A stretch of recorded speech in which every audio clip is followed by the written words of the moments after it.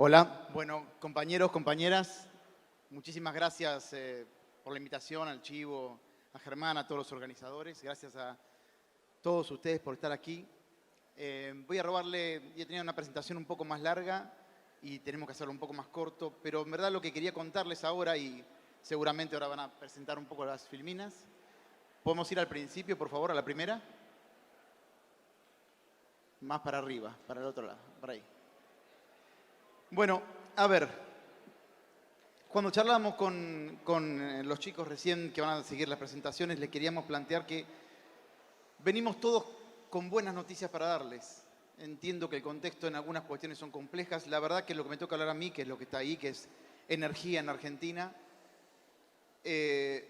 no tengo más que buenas noticias y en verdad vengo a pedirle 3 favores, que vamos a hacerlos al final de la presentación. Pero en el marco de eso, la presentación en sí es una historia de amor del peronismo con la energía. El peronismo siempre ha tenido históricamente una relación tortuosa con la energía porque es el único tipo de gobierno que sistemáticamente hace enormes inversiones en energía. ¿Por qué? Porque entiende justamente que las necesita, porque su modelo es un modelo de desarrollo industrial, el que acababa Matías Culfas de decirnos tan claramente, y que por lo tanto demanda mucha energía que no demanda un modelo que solamente está tirado por los servicios financieros o por algunos otros sectores productivos de carácter primario. Como nuestra economía, la economía del peronismo siempre está basada en la industria, necesita crecientes cantidades de energía. ¿Cuál es el problema? Es que el propio desarrollo de nuestros modelos productivos, como generan, como el año pasado, 10-12% de crecimiento de la industria, inmediatamente generan un fuerte incremento similar de la demanda de energía. Ahora, ¿cuál es el tema de esto? Y es la analogía interesante de esta historia de amor. Cuando los militantes hacemos las jornadas de militancia, siempre tenemos más o menos el mismo paquete de estructura de formación en casi todos los lugares, con pequeñas diferencias territoriales. Y leemos a Cuca, a Jaureche, a Marechal, a Scalabrini Ortiz y, bueno, Walsh. Y capaz que creen que porque estoy diciendo esto le voy a empezar a hablar de Mosconi, no, después vamos a hablar de Mosconi, digamos, no es un tema. Yo quiero hablarle de un tipo que se llamaba Canessa. Canessa fue el primer director de gas del Estado y allá por el año 47, en verdad un poco antes, había convencido a Perón de hacer el primer gasoducto y el más largo de la historia entre Comodoro Rivadavia y Buenos Aires. Y lo empezó en el 47, lo terminó en el 49. Y así logró que varios millones de metros cúbicos de gas fuesen transportados hasta Buenos Aires y poder reemplazar en ese momento algo que le hacía mucho daño a la macroeconomía de Argentina, que eran las importaciones de carbón de hulla, porque sacaba el gas como subproducto del carbón de hulla. Importamos enormes cantidades, la gente tenía que pagar muchísimo, muy caro el gas, y teníamos una gran cantidad de gas en el sur que no podíamos transportar. Decían que no se podía hacer, que era mucha plata malgastada, que no tenía sentido. Los trusts petrolíferos extranjeros, por supuesto, que bregaban para que no se haga tal situación. Canessa lo convence a Perón, hacen el gasoducto, eliminan prácticamente todas las importaciones de carbón de hulla y reducen casi un 40% el precio del gas para todos los argentinos. Déjenme empezar por este punto, porque hace algo muy importante al respecto, que es que con las distintas obras energéticas y en particular el decreto que acaba de sacar nuestro presidente Alberto Fernández respecto al inicio de la construcción del gasoducto Néstor Kirchner, tenemos un escenario prácticamente similar. Si el gobierno anterior, que ya tenía listo una estructura de distintos tipos de gasoductos, en particular esta traza también, lo hubiese implementado y tuvieron 4 años para hacerlo, hoy Argentina tendría cerca de 12.000 millones de dólares de superávit de balanza comercial energética. No hubiera habido que pedirle plata al Fondo Monetario, no tuviéramos tenido que pedir plata, no habría prácticamente subsidios energéticos. Y esto es muy interesante, créanme, porque acá hay una gran diferencia de perspectiva. Voy a tomar un pequeño paréntesis. Nosotros cuando llegamos a fabricaciones militares, ahora, hace poquito, habíamos visto que el macrismo había despedido miles y miles de trabajadores y la empresa seguía perdiendo plata. Habían despedido a miles de trabajadores y la empresa seguía perdiendo plata. ¿Qué estaba pasando? Cuando nos pusimos a ver, Decían, bueno, no importa cuántos trabajadores vos despidas, si vendés por debajo de tus costos variables vas a perder todo el tiempo. El macrismo había hecho mal las cuentas y estaba vendiendo mal los productos de fabricaciones militares y entonces no importaba cuánta gente despidiese, el problema subsistía. Bastaba recomponer la demanda, Matías Culfas ayudó un montón para eso, para que la demanda de los productos que producía fabricaciones militares se lo compran a fabricaciones militares y no al extranjero, reestructurar un poco los costos y no solamente no hubo que despedir a nadie más, sino que volvimos a recontratar buena parte de los trabajadores despedidos. ¿Por qué? Porque en vez de achicar la empresa se trataba de incrementar lo que vendía y no despedir trabajadores, ¿entiende? Con el tema de los subsidios, y después vamos a las buenas noticias, pasa exactamente lo mismo. Cuando en el mismo diagnóstico un gobierno de derecha y un gobierno peronista dicen, che, ojo que acá hay un problema, porque hay muchos subsidios y que no van todos a los pobres, buena parte de los subsidios energéticos van a los ricos, los pobres tienen poco acceso al gas natural, tienen más bien gas de garrafa y el gas está muy subsidiado en sectores que consumen mucha cantidad, que son los de altos ingresos, y algo parecido pasa con menos intensidad en la parte energética. Bueno, hagamos un tarifazo y listo, solucionamos el problema, eliminamos los subsidios, pegamos un tarifazo. Ok, ¿no se les ocurrió que exactamente el mismo resultado de eliminar los subsidios en vez de con un gran tarifazo era haciendo un gasoducto? Entiéndanme esto, aunque parezca un contrasentido súper importante para ver por qué la energía va a dar todos los próximos años grandes noticias a nuestro país. El problema de los subsidios y el déficit fiscal en Argentina no se soluciona con un ajuste ni con grandes tarifazos, aun cuando haya que implementar una segmentación y lo que más tienen pague más. Se soluciona gastando más, aunque parezca un contrasentido. ¿Pero por qué se soluciona gastando más? Porque gastando 2.500 millones de dólares en un gasoducto, reducimos casi 80% de los subsidios y en un año y medio se paga. Y todo el resto de los años ya se pagó y tenemos menos subsidios, menos déficit fiscal, menos tensión cambiaria y menos de toda esta discusión, y no se hace con grandes tarifazos, se hace gastando bien y de forma correcta. ¿Por qué?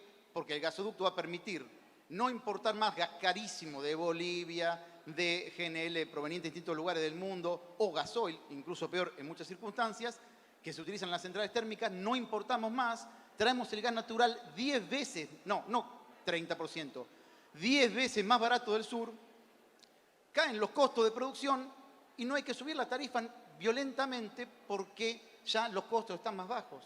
Buena parte del problema de los subsidios es que estamos importando sin sentido una enorme cantidad de energía porque el gobierno anterior no quiso hacer el gasoducto Néstor Kirchner que nuestro gobierno está haciendo. ¿Va a pasar?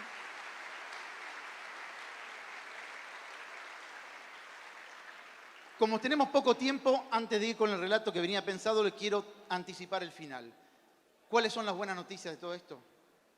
El sector energético en su conjunto argentino en los próximos años va a duplicar su producción de petróleo en 5 años, va a aumentar 50% su producción de gas si es que no logramos hacer rápidamente la planta GNL, si no se va a duplicar la producción de gas, va a pasar de ser deficitario en la balanza comercial energética, a tener un superávit de 12.000 millones y va a invertir en 5 años 40.000 millones de dólares en distintos segmentos del sector. Todo esto va a generar decenas de miles de puestos de trabajo porque, ¿puedes ir un poquito más adelante? Cambiamos una más, por favor. Ahí estamos en el plan quinquenal, pero una más, por favor. Un poco más. Un poco más para adelante. Quiero mostrarle un dato que es sumamente, un poco más hasta que venga un dato de empleo. Uno más. ¿Uno más? No se ve muy bien, pero quiero contarle esto que es sumamente interesante, que rompe una típica dicotomía del desarrollo que el sector energético viene a hacer en nuestro país. Ustedes saben muy bien, sobre todo quienes han leído a Diaman y a los estructuralistas latinoamericanos, que siempre Argentina tiene un problema, que el famoso ciclo, el péndulo del crecimiento. ¿Cuál es el problema? De que los sectores que generan mucho empleo, la industria, no son superavitarios en divisas, demandan más divisas de las que generan, en general, pues no son exportadores y demandan divisas para los insumos y las maquinarias. Y que los sectores que sí son exportadores y que generan mucha divisa, como el agro en particular, después de la revolución tecnológica de la siembra directa, prácticamente generan muchísimo menos empleos que antes. Entonces el problema es que si queremos tener mucha divisa para que no haya corridas cambiarias y tenemos que darle mucho crecimiento a un sector que genera poco empleo, Y si crece mucho el sector que genera mucho empleo, empieza a haber muchas importaciones, empieza a haber lo que ya conocemos es periódicamente devaluaciones, ciclos económicos, etc. ¿Qué diferencia a este proceso que va a tener los próximos 5 años Argentina? Que si está empujado por el sector energético, el sector hidrocarburífero argentino es el único que genera niveles de exportaciones similares al sector primario tradicional, pero genera más empleo que cualquier otro sector de la economía. El efecto multiplicador, que ahí se ve poquito, es que por cada un puesto de trabajo generado en el sector hidrocarburífero se generan 6 puestos adicionales en proveedores, sectores inducidos, empleo provincial, producto de las regalías nacionales, etc. De cada un empleo, 6 empleos. Entonces, en este marco de esta situación donde se va a duplicar la producción de petróleo, se va a multiplicar por 1.5 la producción de gas, van a meterse 40.000 millones de dólares y además van a llevarse un fuerte superávit de balanza comercial. Además tenemos la parte de empleo fuertemente vinculada. Ahora bien, para tomarnos los 4 minutos que quedan, esto es toda la parte buena que va a suceder. ¿Cuáles son los desafíos? ¿Qué es lo que debe implementarse? Porque por supuesto hay algunos problemas. ¿Puedes pasar para adelante? 2 más, por favor. Un poco más. 1 más. Bueno, los problemas son estos que ustedes conocen. Tenemos problemas de carácter coyuntural y que después al final vamos a ver cómo se van a abordar en los próximos meses. Tenemos que el sector tiene en algunas cuencas tradicionales una caída secular de la producción. Ahora vamos a ver cómo se resuelve. El segundo problema es el más importante, que tiene que ver con el gasoducto Néstor Kirchner. La producción del sector se encuentra topeada por la capacidad de transporte. Están llenos los oleoductos y los gasoductos. Tenemos coyunturalmente algunos problemas de que hay poca agua en nuestras represas, entonces tenemos mucha demanda de centrales térmicas, entonces se generan algunas importaciones. Y además hay cierta presión para la aceleración de la transición energética. ¿Cómo se va a enfrentar esto para poder lograrse tener los resultados que le dije? ¿Podemos ir a la próxima?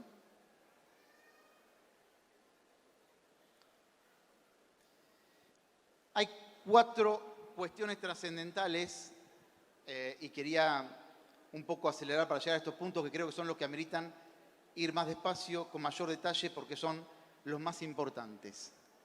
Al igual, y esto es una cosa interesante porque en la historia nos pasaba algo parecido, si ustedes leen, ahora sí, el libro de Mosconi sobre el petróleo argentino, en aquel entonces ya nos decía que tenía 2 grandes problemas en ese momento la dirección de YPF, que después fue YPF Sociedad Anónima, 2 grandes problemas para poder hacer un despegue como el que estamos intentando desarrollar ahora. Uno era que no había en ese momento una ley que regule cómo tenía que desarrollarse el sector, y la segunda cuestión era que tenía problemas de infraestructura, en aquel caso eran de almacenamiento, y que no podían tener los pozos funcionando todo el tiempo y tenían que hacer obras de almacenamiento. Bueno, ¿cómo estamos hoy?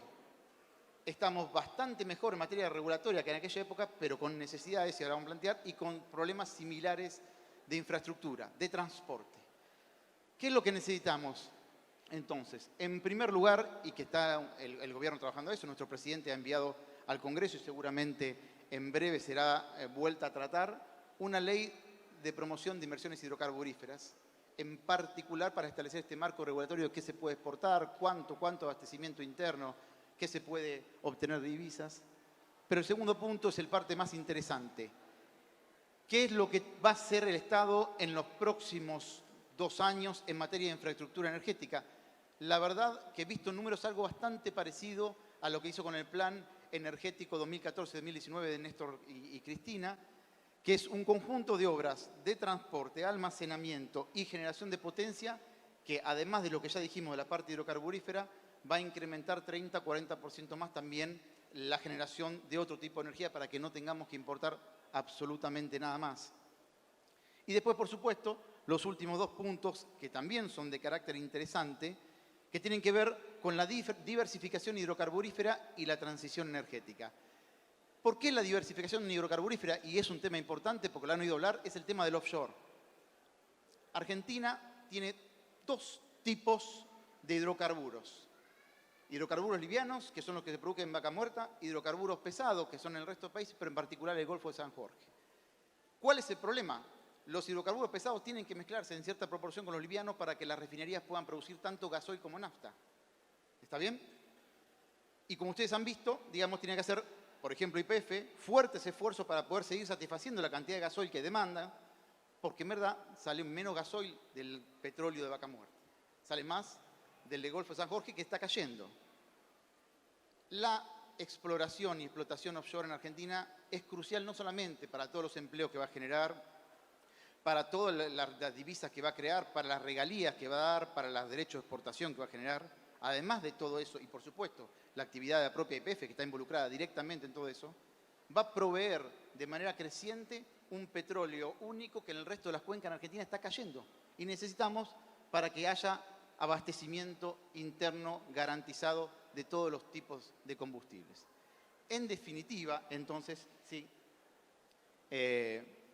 ahora sí podemos ir a la siguiente. La idea central de las buenas noticias, del conjunto de buenas noticias, ahora quiero plantearle el aspecto macro, es que muchas de las cosas que ustedes han leído hace no tanto en cómo es el acuerdo del gobierno con el Fondo Monetario Internacional en materia de inflación, divisas, de resultados fiscales y en niveles de crecimiento y de empleo, tienen que ver con lo que le pasa al sector energético. Y acá esto es muy importante, porque así como parecía un contrasentido en la parte fiscal, que yo decía, che, están equivocados, no se genera un menor déficit fiscal ajustando ni haciendo tarifazos, se genera haciendo obras de infraestructura clave que bajen los subsidios energéticos. Algo parecido pasa con el tema de la inflación y del crecimiento económico. Por supuesto que la inflación tiene múltiples factores internacionales, como remarcaba Matías recién, el propio crecimiento y la industrialización genera ciertas tensiones inflacionarias. En algunos otros compañeros también plantean que los mercados concentrados en algún momento también pueden crear ciertos saltos inflacionarios. Sí, sí, pero nosotros somos argentinos y sabemos que el principal factor que siempre genera presiones inflacionarias, ¿cuál es? El tipo de cambio. Y el tipo de cambio es el principal factor que se va a ver modificado con la dinámica de desarrollo energético en los próximos 5 años. Siempre en los últimos años, salvo algunos casos puntuales, ese sector fue deficitario. Genera que salgan más divisas de las que entran, eso genera tensiones cambiarias, genera presiones a que suba el tipo de cambio y expectativas de evaluación que aumentan la dinámica inflacionaria. En los próximos 5 años no solamente eso desaparece, sino que Argentina empieza a ser superavitaria en 10.000 millones de dólares, con lo cual también ese tema, que es crucial para todos los argentinos, va a ser mejorado por esta dinámica que acabo de decirles. Muchísimas gracias y perdón por la velocidad.